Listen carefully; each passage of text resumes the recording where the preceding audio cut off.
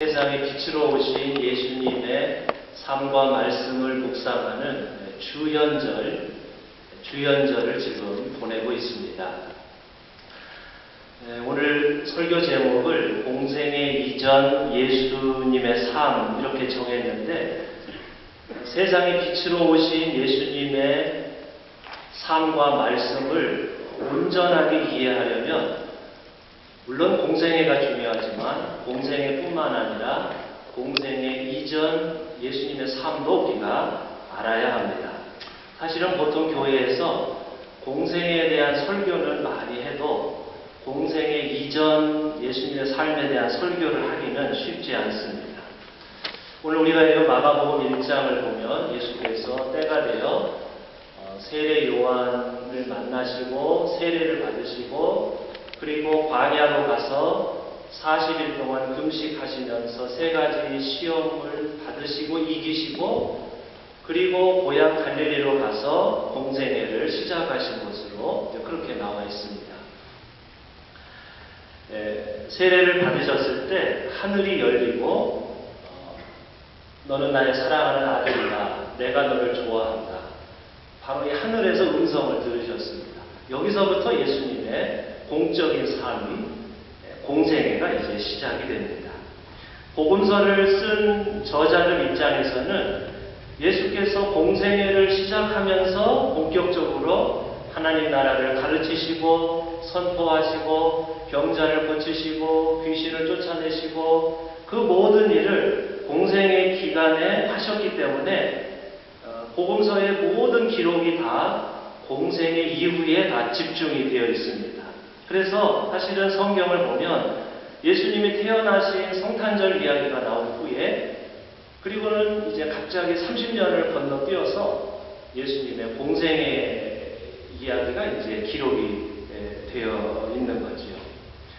그래서 태어나셔서 30세까지 30년 동안 예수님이 무엇을 하셨는지에 대해서 그건 예수님의 사적인 삶이고 공생의 준비 기간이기 때문에 성경에 별로 그렇게 기록이 나와 있지 않습니다.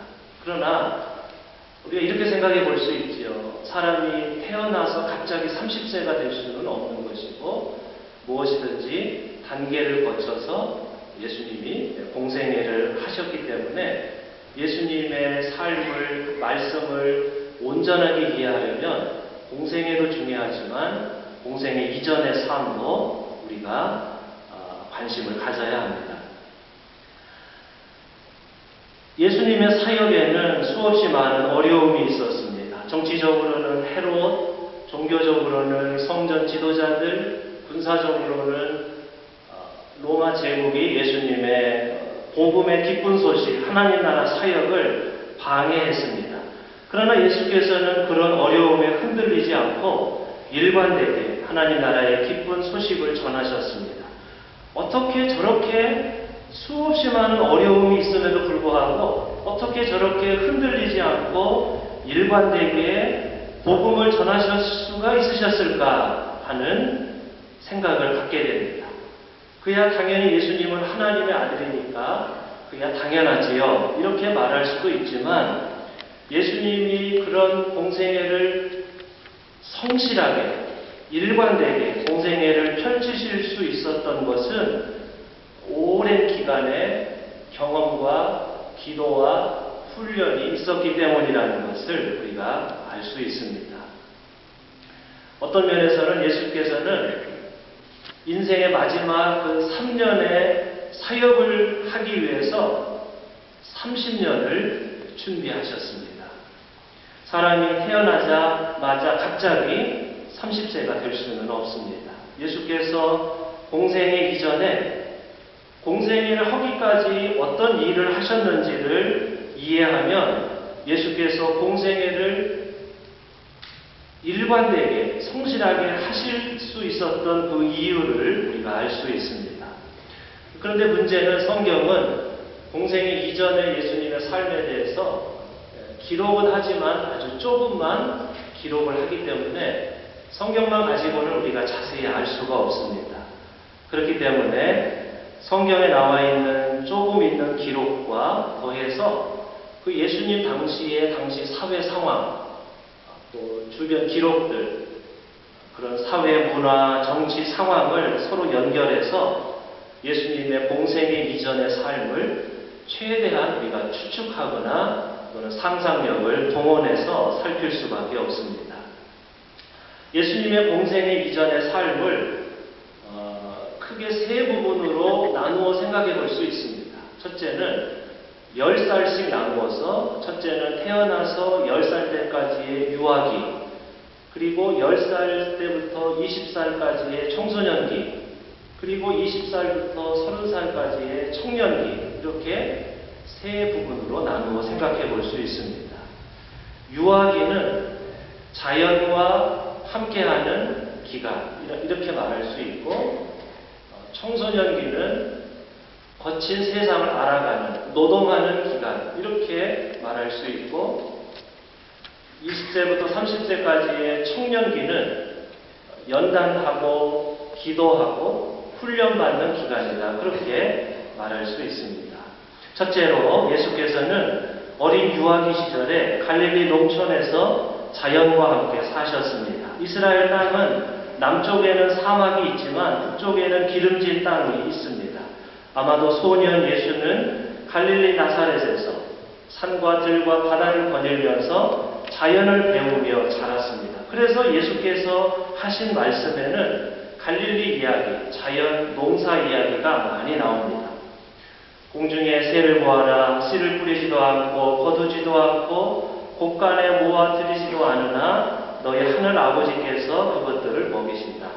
너희는 새보다 귀하지 아니하냐. 들의 백합화가 어떻게 자라는지 보아라. 수고도 하지 않고 길쌈도 하지 않는다. 온갖 영화로 차려입은 솔로몬도 이 꽃 하나와 같이 잘 입지는 못하였다. 하늘 아버지께서는 악한 사람이나 선한 사람이나 똑같이 해를 떠오르게 하시고 불의한 사람이나 의로운 사람에게 똑같이 비를 내려주신다.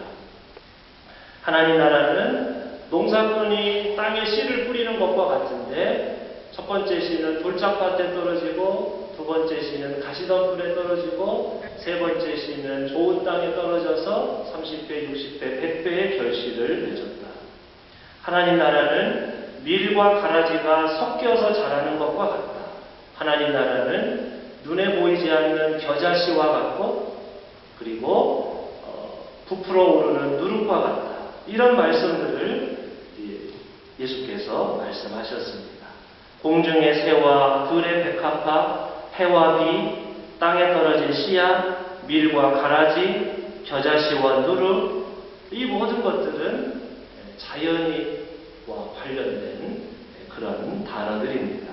어린 시절 예수께서는 자연을 통해서 하나님을 만나셨습니다. 그리고 자연을 통해서 자연의 정직함과 순수함을 배우셨습니다. 자연을 통해서 모두에게 햇살과 비를 내려주시는 인자하시고 자비로우신 하나님, 그 따뜻한 햇살과 같은 하나님을 소년 예수는 자연을 통해서 갈릴리에서 하나님을 만났습니다. 우리가 알다시피 교육학에서는 어린 시절, 그 유아기, 태어나서 10살까지 그 유아기 때 어떤 환경에서 자라느냐, 무엇을 보고 자라느냐, 어떤 집안에서 자라느냐가 그 사람의 성격을 좌우한다고, 그래서 유아기의 환경이 참으로 그 사람의 성격을 좌우한다고 그렇게들 우리가 알고 있습니다. 요즘 한국에서는 대통령이 오랫동안 같이 지냈던 두세 명의 측근들에 둘러싸여 있다고 해서 말들이 많습니다. 장관들이나 수석 비서관들도 대통령 얼굴 한번 보기 어렵고 서면으로 보고서를 제출한다는 기사가 계속 나옵니다. 어린 시절에 폐쇄된 공간에서 자란 사람, 어린 시절 배신과 상처를 받은 사람은 어른이 되어서도 마음이 닫혀 있어서 사람들을 많이 만날 수가 없고 또 사람들을 쉽게 믿지를 못합니다. 오랫동안 자기에게 충성한 사람들하고만 일을 하려고 합니다. 어린 시절의 삶이 그 사람에게 영향을 미치기 때문입니다. 그런 면에서 어린 시절에 얼마나 아름다운 환경에서 특히 가능하면 자연을 통해서 너그러우신 하나님을 만나면서 자라느냐가 굉장히 중요합니다. 요즘은 IQ보다 EQ를, 감성지수를 더 중요시하지요. 무조건 똑똑한 사람, 자기 잘나지 않은 사람, 그런 사람은 사람들이 인정하지 않고, 똑똑하면 좋지만 거기에 더해서 EQ가 좋은 사람, 감성이 풍부한 사람, 인간에 대한 깊은 이해와 사람에 대한 깊은 이해, 감성이 풍부한 사람이 많은 사람들의 인정을 받습니다. 예수께서는 어린 시절 자연을 통해서 가장 중요한 성품을 배우셨습니다. 갈릴리의 좋은 자연 환경에서 자연의 정직함과 순수함, 사람을 차별하지 않는 자연의 너그러움, 자연을 통해서 하나님을 만나셨습니다.